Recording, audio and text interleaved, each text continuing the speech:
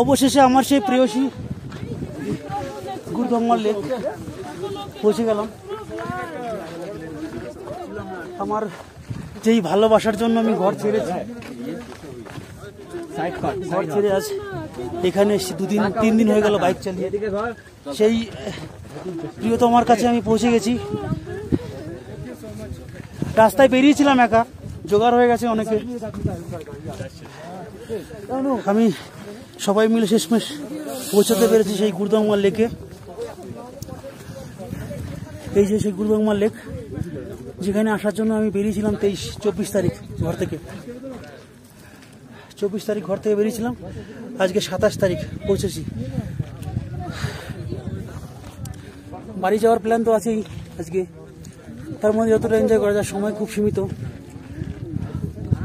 সময়ের অভাবে দীর্ঘক্ষণ থাকা সম্ভব হচ্ছে না। আমার নয় এটা, যার জন্য খুব তাড়াতাড়ি বেরোতে হবে এখান থেকে। যতটা আসতে পারলাম এতেই সুখ, চরম সুখ। নিজেকে নিজে অনেক সুখ দিতে পারলাম। সেই কথাটা আবার বলতে হয় যে আমি যে আমাকে এত সুখ দিতে পারি, এত আনন্দ দিতে পারি, এটা আমার রাইডিংয়ের ইচ্ছাটা না আসলে বা রাইডিং শুরু না করলে আমি হয়তো বুঝতে পারতাম না যে নিজেকে নিজে এত সুখ দিতে পারি, এত আনন্দ দিতে পারি। এই ট্রিপের, এটা আমার ফার্স্ট ট্রিপ বাইকে।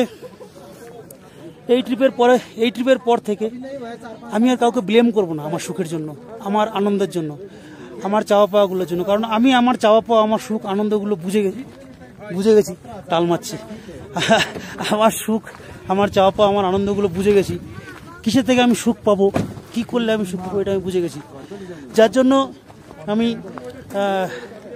রাইডিংয়ের শখটা রাখি বলতে এতদিন রেখেছিলাম, কিন্তু করা সম্ভব হয়নি।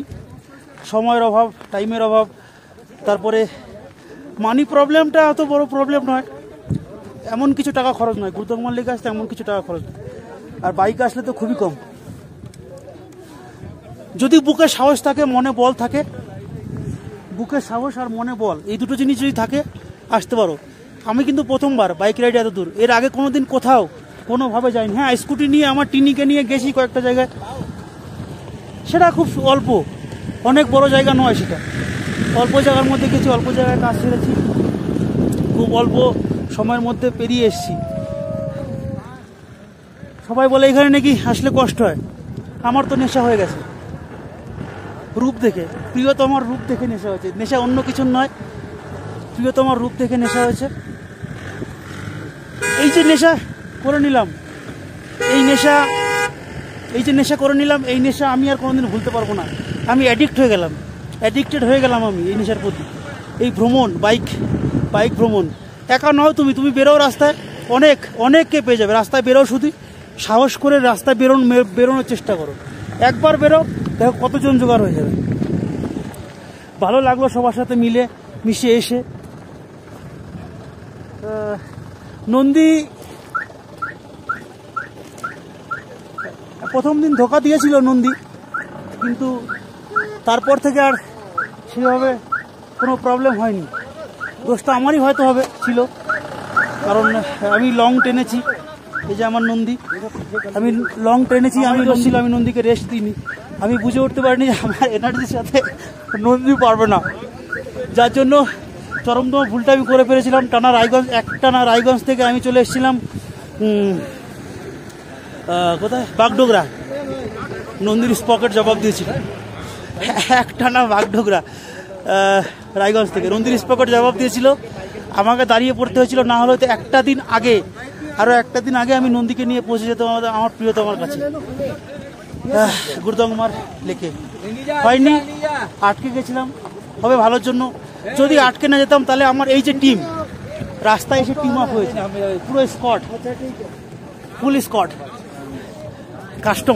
কাস্টম স্কোয়াড, ফুল স্কোয়াড, তাহলে আমি রাস্তায় এসে এদের দেখা পেতাম না। এত ভালো বন্ধু, এত ভালো মানুষ, এদের দেখা আমি পেতাম না রাস্তায় এসে। যদি একটা দিন আমাকে নন্দী ধোকা না দিত, নন্দী ধোকা দিয়েছে আমার ভালোর জন্য, যদি একটা দিন ধোকা না দিত আমি এই টিমটা পেতাম না। খুব ভালো, সবাই খুব হেল্পফুল, সবার সঙ্গে ঘুরে খুব মজা পেলাম, আনন্দ পেলাম। নেক্সট টাইম আরো ট্রিপ হবে, আমাদের একটা গ্রুপ হয়ে গেছে, আরো ট্রিপ হবে, আরো ট্রিপ করব, এই আশায় থাকলাম।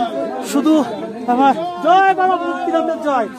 শুধু আমার তোমাদের কাছে একটাই প্রার্থনা থাকলো যে তোমরা আমাকে আশীর্বাদ করবে, যেন এই এনার্জি নিয়ে আমি রাস্তায় চলতে পারি আমার নন্দীকে নিয়ে। পরবর্তী সময় হয়তো আরো ভালো বাইক কিনবো। কোথায় ওই স্যার কোথায় গেল? আরো ভালো বাইক কিনবো, কিন্তু নন্দীকে আমি ভুলবো না। নন্দী আমাকে প্রথম ট্রিপে প্রথম ধাক্কায় তুলে দিয়েছে। কত হাজার ফিট ঠিক খেয়াল নেই, পরে বলে দেবো, আছে ছবি তোলা আছে। নন্দী আমাকে তুলে দিয়েছে, অসুবিধা হয়নি। এই জন্য নন্দীকে আমি রাখবো সঙ্গে চিরদিন।